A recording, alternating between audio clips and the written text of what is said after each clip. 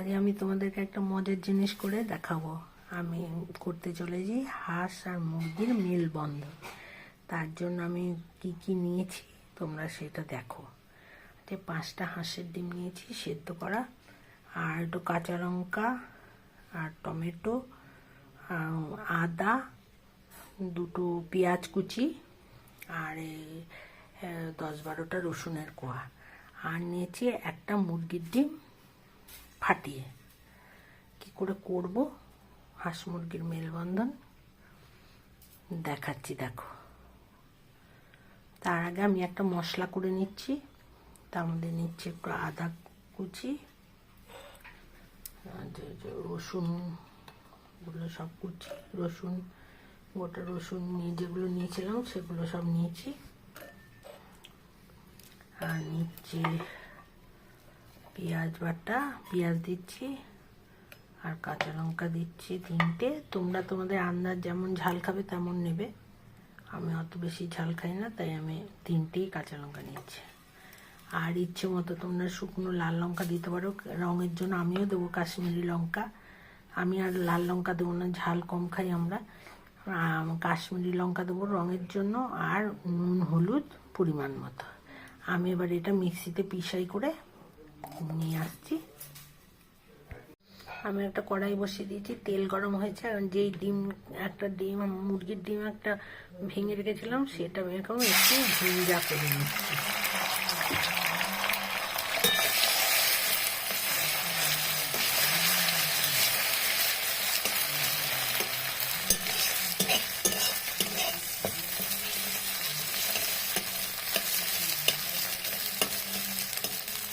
একটু ভুঞ্জা করতে, খুব কড়া ভাজবো না, একটু হালকার উপর ভাজছি। তারপরে এটা কখন কিভাবে কি দেবো না দেবো আপনারা পুরোটা দেখতে থাকুন, তাহলে বুঝতে পারবেন। ভুঞ্জাটা আমার হয়ে গেছে, এবার আমি এটা নামিয়ে নেব।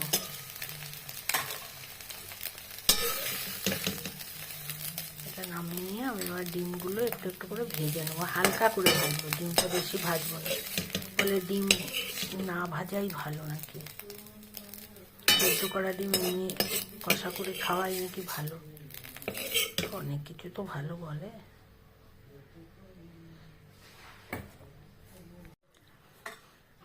কড়াইতে তেল দিলাম আর একটু নুন আর হলুদ দিয়ে দিলাম কড়াইয়ের মধ্যে ডাইরেক্ট তেলে। এবার আমি ডিমগুলো সব ছেড়ে দিচ্ছি।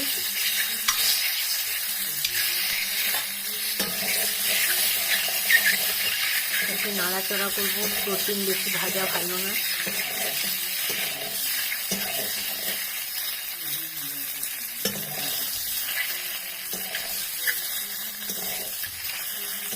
এগুলো একটু এপিট উপিট করে ভেজে নেবো অল্প আছে।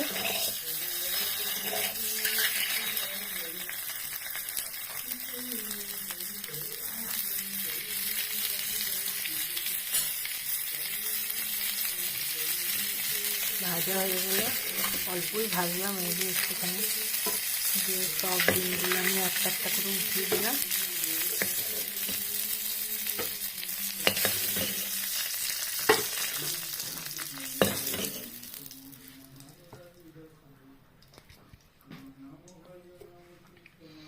সব ডিমগুলো উঠিয়ে দিলাম। এবার এই পেঁয়াজ কুচিটা দিয়ে দেবো।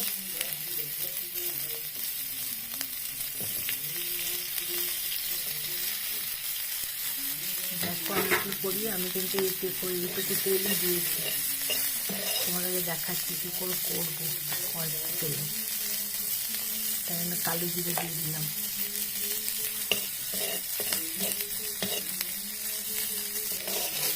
পেঁয়াজটা ভাজলাম।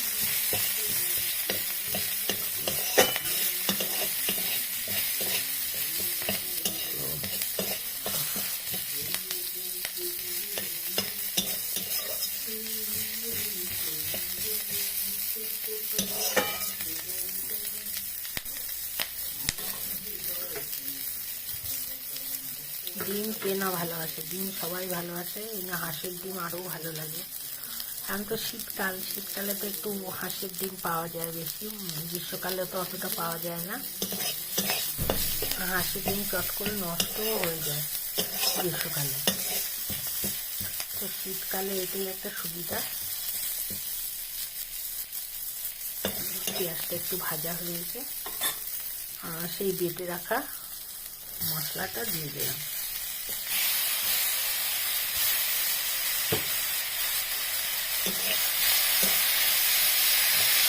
এখনো পর্যন্ত উল্টে তেলেই কিন্তু করছি।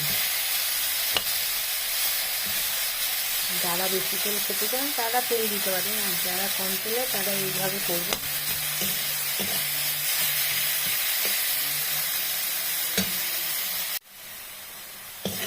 এই তেলের মধ্যেই করছি। যারা এরকম কম তেলে করবে তারা মাঝে মাঝে কষা থেকে একটু জল দিয়ে দেবেন।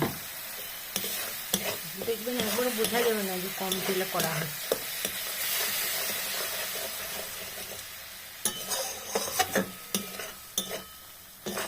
কি সুন্দর রং কালারটা এসছে দেখুন। আর যদি কম তেলে খেতে যান তাহলে এমনি করে মাঝে মাঝে একটু করে জল দিয়ে দিয়ে কষাবেন, কিন্তু কষাতে হবে। মশলাটা না কষালে টেস্ট আসবে না। মশলা কষানোর মানে জন্যই তরকারির টেস্ট এক একজনের এক এক রকম হয়। যে যেমনভাবে কষাতে পারবে কষাবে, কম কষালে তেমন টেস্ট, যেমন বেশি কষালে অন্যরকম টেস্ট, ঠিক মতো কষালেও অন্যরকম টেস্ট। মশলা কষানোর জন্যই রান্নার হেদি হয়। এরকম মশলাটা আমি কেমন করে কষাচ্ছি, অল্প তেলে মাঝে মাঝে জল দিয়ে দেবো, দিয়ে আমরা এরকম করে কষাবো। আপনারা যে কোনো তেলেই করতে পারেন, অলিভ অয়েলে করলেও করতে পারবেন, সাদা তেলেও করতে পারবেন। আমি সরষের তেল দিয়ে করি। সরষের তেল আমার কাছে ভালো লাগে, সরষের তেলে রান্না। বিশেষ করে মাছ, মাংস, ডিম তো সরষের তেলেই আমাদের ভালো লাগে। অনেকে স্বাস্থ্যের জন্য অন্য তেল খায়, অলিভ অয়েল, সাদা তেল। আপনাদের যে তেল ইচ্ছে সেই তেল দিয়েই করতে পারেন। দেখুন কষানো হচ্ছে।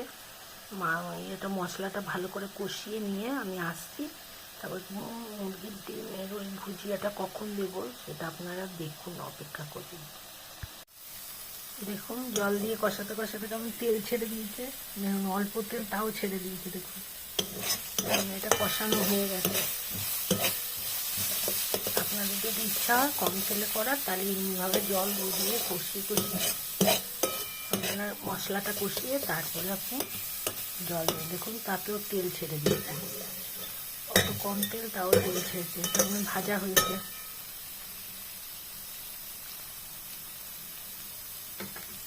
আমি আবার জল দিয়ে অল্প করে দেখুন কেমন তেল ছেড়ে গেছে, কারণ ভাজা কমপ্লিট হয়েছে। আমি আবার জল দিয়ে দিই, বেশি জল দেবো।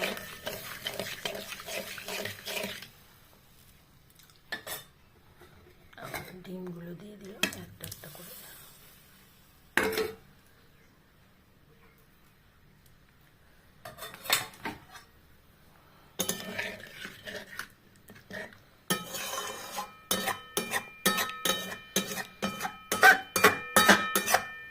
এবার আমি ঢেকে দেবো, ফুটুক, টকবক করে ফুটে যখন জলটা কমে আসবে তারপরে আমি কখন দিচ্ছি মুরগির ডিমটা আপনাদের দেখাচ্ছি। ফুটুক, দেখুন কি সুন্দর কালার হয়েছে, ফুটে শুকিয়ে এসছে। আমি এবার মুরগির ডিমের ভুঞ্জাগুলো দিয়ে দিয়েছি। দেখুন দেখা যাচ্ছে খুব সুন্দর কালার হয়েছে, দারুণ দেখতে লাগছে। আমি এবার এই ভুঞ্জাগুলো দিয়ে দিলাম। ভুঞ্জাগুলো খানিকক্ষণ ফুটবে, ফুটে রসটা টেনে নেবে। তারপর আমি কি দিচ্ছি দেখুন, এরকম ভুঞ্জাগুলো দিয়েছি। জলটা অনেকটা শুকিয়ে গেছে, তারপরে ভুঞ্জাগুলো দিলাম। ভুঞ্জাগুলো দিয়ে এবার পুরোটাই মোটামুটি শুকিয়ে যাবে, কষা কষা হবে। দেখুন যতটুকু জল আছে তার জন্য ভুঞ্জাগুলো দিয়ে দিলাম। আর খানিক ফুটুক। আর আমি এই যে বেরেস্তা করে রেখেছি, এই বেরেস্তাগুলো কখন দিচ্ছি দেখুন। এখন ফুটুক খানিকক্ষণ, আমরা আবার ঢাকাটা দিয়ে দিই। ভুনেগুলো ফুটে একটু বেশ মোটা মোটা হয়ে যাবে। এবার সরিয়ে নিলাম। এই দেখো, কি সুন্দর কালার হয়েছে, মন জুড়িয়ে যাচ্ছে কালার দেখে। এবার আমি বেরেস্তাটা দিয়ে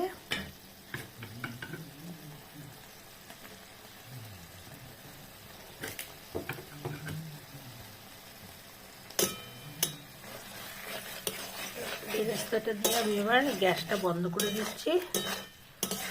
একদম কষা হয়ে গেল বেরেস্তা দিয়ে। আর একটুখানি ঘি আর গরম মশলা দিয়ে দিচ্ছি। বন্ধ করে দিলাম আমি এবার, বন্ধ করে নামিয়ে দিলাম। আর কষা করব না,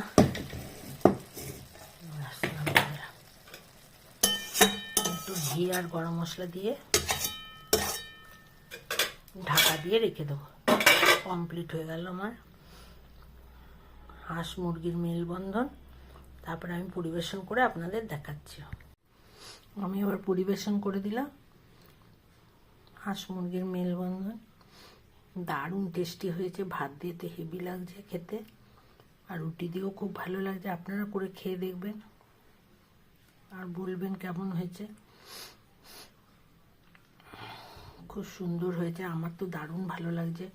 আপনাদের কেমন হবে জানি না, কেমন লাগবে জানি না। আপনারা করে খেয়ে আমাকে তারপরে বলবেন কেমন হয়েছে।